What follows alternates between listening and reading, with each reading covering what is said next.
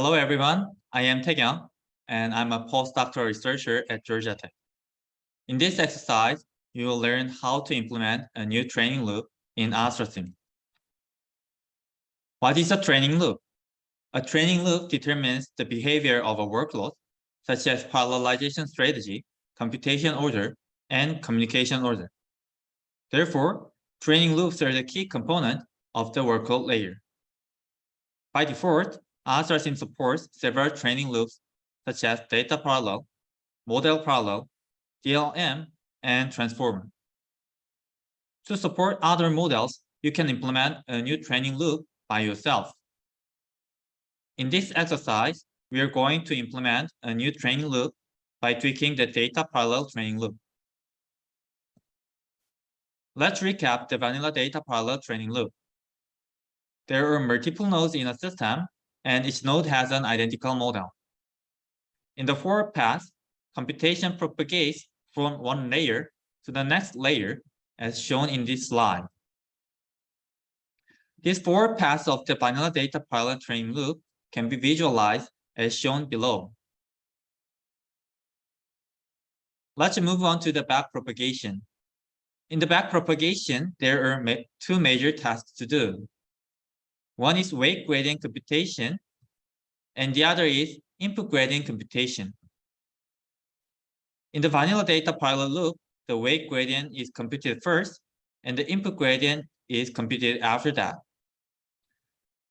Please note that weight gradient communication is generated in the background after the weight gradient computation. This backpropagation continues until it reaches the first layer.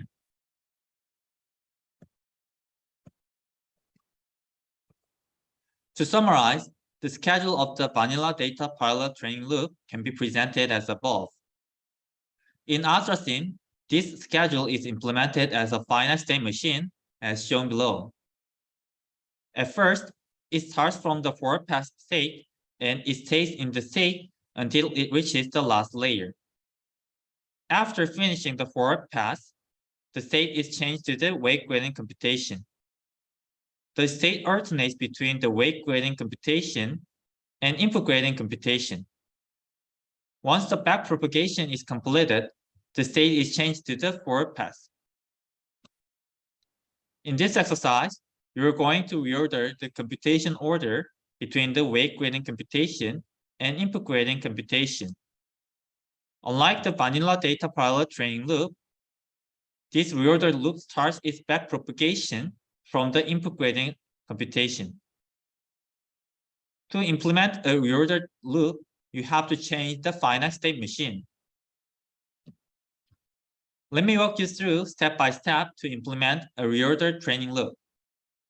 In ASTRA-sim, training loops are implemented as a function whose name starts with iterate.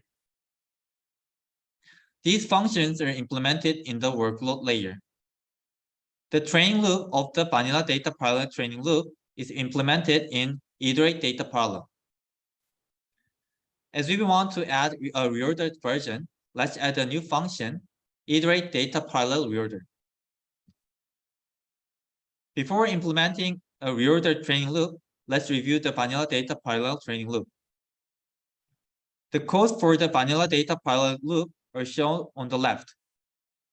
As you can see, there are three code blocks: forward path, backward weight gradient computation, backward input gradient computation.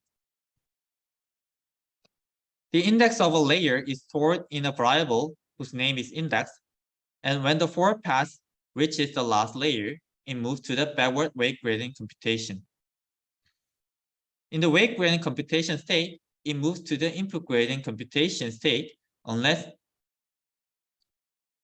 it reaches the first layer. In the input gradient computation state, it moves to the weight gradient computation state after decreasing the layer index. Let's see how to tweak the codes to reorder the schedule. The codes for the reorder data parallel loop are shown on the left.